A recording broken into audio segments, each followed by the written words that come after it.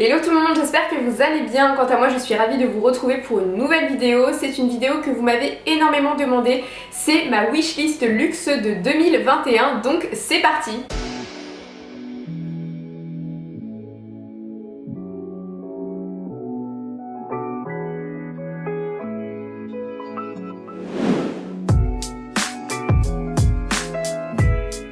Avant de commencer la vidéo, n'hésite pas à me rejoindre sur Instagram, c'est sur ce réseau qu'on échange, qu'on discute, qu'on partage, que tu vois tous mes looks en avant-première, toutes mes pièces de luxe, que je te donne des conseils, donc on se rejoint là-bas. Tu peux bien évidemment me rejoindre sur YouTube, activer la cloche de notification pour être informé de toutes mes nouvelles vidéos, mettre un petit pouce bleu, ça me fera très plaisir. Concernant la wishlist luxe, donc je vous ai fait celle de 2020, il y a quelques pièces que j'ai achetées et d'autres non, mais je pense que je vous ferai sûrement peut-être un petit update à voir. Et vu qu'on est en début d'année 2021, on va voir ensemble quelles sont mes pièces que j'ai déjà repérées. Comme j'ai décidé d'adopter une nouvelle façon de consommer, donc c'est vrai que j'ai vidé beaucoup de mes placards, que ce soit mes sacs de luxe mais pas que, notamment tout mon prêt-à-porter, tous mes vêtements, j'ai vendu énormément de choses. J'ai décidé d'avoir moins, de consommer un petit peu moins et c'est surtout d'arrêter d'acheter plein de pièces coup de cœur qui au final restent dans le placard. Donc ma wishlist est assez resserrée, il y a peut-être certaines pièces que tu as déjà vues dans ma précédente wishlist. On commence avec une première pièce, il s'agit de la ceinture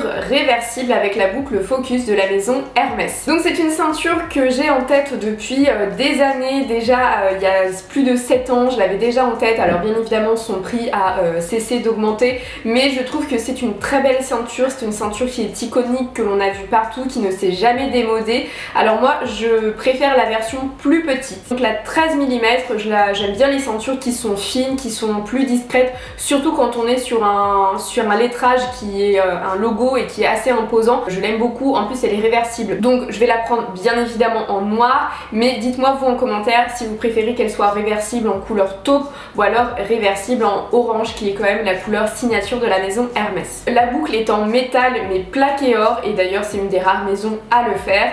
Les autres ceintures on est sur de l'accessoire, donc là c'est une ceinture qui vous dure toute une vie et donc on est à 430 € la ceinture et c'est pour ça d'ailleurs qu'elle est plus excessive en termes de prix qu'une ceinture chez Gucci ou autre. Ce qui est intéressant avec les ceintures Hermès, c'est que vous pouvez les personnaliser, donc vous pouvez choisir le cuir, vous pouvez choisir les couleurs, donc les deux couleurs quand elle sera réversible. Vous pouvez également choisir la boucle de votre choix, donc forcément en fonction de votre choix le prix est différent. Là 430 € c'est le prix qui est proposé sur cette ceinture, mais si je décide de la personnaliser et de changer les choix pour des matières plus nobles ou pour un cuir plus travaillé, le prix peut augmenter jusqu'à 770 €, donc il faut faire attention, mais en tout cas je la trouve vraiment très jolie et je l'achèterai pas sur internet, je l'achèterai en boutique pour vivre l'expérience d'achat Hermès. Toujours dans les ceintures, mais moi j'adore les ceintures, je trouve que ça finalise une tenue, je trouve que ça marque la taille, puisque bien souvent je vais choisir des tenues qui sont assez oversize ou même pas d'ailleurs, mais qui sont pas assez resserrées à mon goût à la taille et j'ai plutôt une taille assez marquée, donc j'aime bien la marquer avec des ceintures, soit des ceintures imposantes quand c'est une veste par exemple ou un manteau, ou alors quand c'est une robe, une ceinture beaucoup plus fine et j'ai la Gucci en tête depuis des années. Donc c'est la ceinture classique en double G. Alors j'avais déjà acheté une double G mais avec la taille plus imposante et un monogrammé que j'ai vendu d'ailleurs, ce que je vous disais, j'ai tout vendu, et celle que j'ai toujours eu en tête c'est la plus petite qui est à 280 €. Donc c'est une ceinture classique noire avec la double boucle qui est dorée et qui est fine mais que j'aime beaucoup parce que le logo est pas trop gros, ça fait pas non plus panneau publicitaire que j'aime pas trop, et 280 € c'est un petit peu plus raisonnable, mais forcément c'est pas du tout le même travail que la maison Hermès. Alors c'est vrai que si j'ai vendu la grande majorité de mes sacs de luxe, c'est bien évidemment pour économiser pour mes projets de vie, mais c'est aussi pour m'offrir le sac de mes rêves. Vu qu'aujourd'hui on parle de wishlist, il est temps de vous parler du sac de mes rêves. Donc c'est bien évidemment un Chanel classique noir matelassé à rabat vintage, puisque effectivement j'ai pas du tout les moyens pour un sac Chanel neuf à 6000 €. Voilà, c'est pas mon budget et c'est surtout que c'est pas forcément le type de montant que j'aimerais dépenser dans un sac. Ça pourrait peut-être vous étonner pour une fashion addict comme moi, mais j'ai le sens des priorités et surtout en termes de montant, voilà, je trouve que c'est trop important pour un sac, donc je préfère acheter du vintage parce qu'en plus je trouve que le vintage a plus de charme à condition qu'il soit évidemment en très bon état, parce que les sacs Chanel en seconde main, donc les modèles classiques timeless, sont aux alentours de 2000, 3000 et maintenant ça a augmenté puisque la maison Chanel ne cesse d'augmenter ses prix, donc le vintage augmente, mais à condition qu'ils soient en très bon état puisque ça reste une forte somme. Mais j'aime bien ce côté patiné du sac, donc j'économise pour me faire plaisir.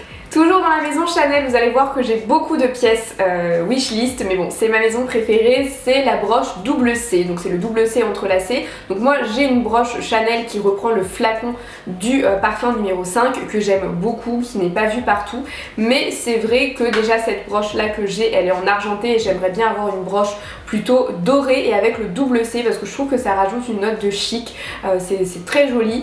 Donc je réfléchis encore sur le modèle, vous en avez en boutique à des prix plutôt différents, vous avez les prix d'appel donc en entrée de gamme à 400 € et ça peut aller bien au-delà, ou alors vous avez celles en vintage, mais celles en vintage ne sont pas toujours en très bon état et si elles sont en état neuf, la problématique c'est qu'elles sont exactement au même prix que neuf. Donc autant acheter du neuf et vivre l'expérience boutique et au moins ça permettra également de vous faire une vidéo sur mes expériences en boutique de luxe. Autre pièce Chanel, donc ce sont les escarpins à bride, donc c'est le modèle iconique de la maison qui est réédité chaque année avec des matières différentes, des couleurs différentes.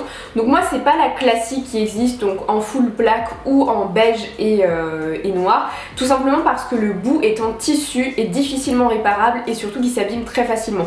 Donc je ne me vois pas dépenser 700 € parce qu'elles sont à plus 700 € pour ce type de chaussures qui peut facilement s'abîmer. Moi, celles sur lesquelles j'ai vraiment craqué, le bout est en cuir lisse et toute la chaussure est en tweed. Et c'est vrai que le tweed c'est du tissu, certes, mais c'est un tissu qui est résistant. C'est un tissu qui s'abîme pas facilement et quand bien même il s'abîme, ce côté tweed dévoré, vous voyez, ça fait pas un côté négligé, ça fait presque voulu. Donc ce serait un investissement plus raisonnable. Je les aime beaucoup. Encore faut-il que je les essaye parce que je les ai jamais essayés. Donc si ça se trouve, ça va pas du tout à mon pied. Voilà, j'aimerais quand même quelque chose qui va à mon pied et ce serait un rêve de petite fille qui s'exauce parce que ces chaussures là je les ai en tête je pense oui depuis que je suis toute petite.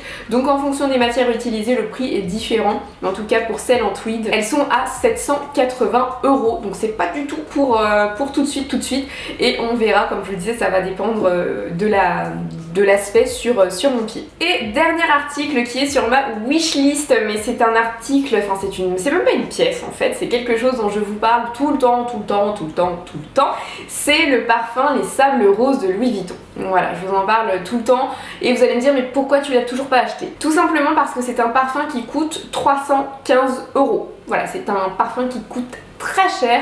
Maintenant ça se justifie par rapport aux matières premières. Donc les prix d'entrée pour la parfumerie chez Louis Vuitton, donc c'est une parfumerie de niche, hein, ce sont des collections privées, donc c'est à partir de 160 € me semble-t-il, et donc celui à 315 €, il me semble d'ailleurs que c'est le plus cher. Et j'adore donc le sillage, donc je vais vous lire les compositions parce que je les connais pas par cœur, mais déjà vous avez un sillage éternel de rose, bois de oud, pour goûter l'infini du désert, en même temps c'est sable rose. Donc ça a été créé par le maître parfumeur Jacques Cavalier Beltrude, orchestre un parfum en chaud-froid autour de deux qualités exceptionnelles, du rose et du oud. Et c'est vrai que ce qui est intéressant c'est que le oud j'aime beaucoup, mais c'est pas forcément quelque chose que j'appréciais porter, je trouvais ça vraiment très fort, mais là avec le côté froid de la rose, je trouve que c'est un parfait mélange, un parfait équilibre. J'adore ce côté très boisé du oud. Et vous avez également de l'ambre gris, et j'adore l'ambre, c'est également une composition que j'aime beaucoup, donc c'est vraiment le combo parfait. Et donc je peux graver mes initiales sur ce parfum, donc pour moi c'est le must absolu de la personnalisation.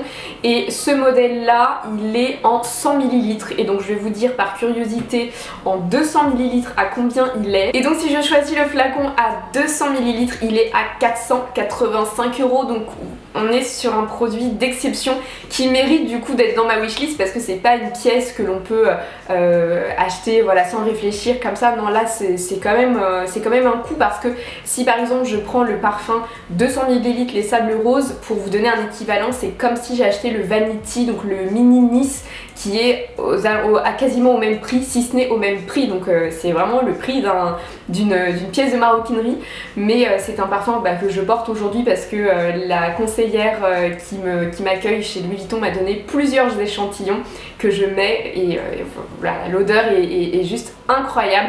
Donc j'espère avoir la chance de pouvoir me l'acheter cette année. Donc voilà pour ma wishlist luxe, donc elle est, comme je vous le disais, un petit peu plus courte. Il y a des pièces entre guillemets plus facilement accessibles. Encore une fois, on est quand même sur des montants qui sont importants, mais on est sur des choses quand même plus accessibles qu'un sac Chanel qui est à 2000-3000 euros.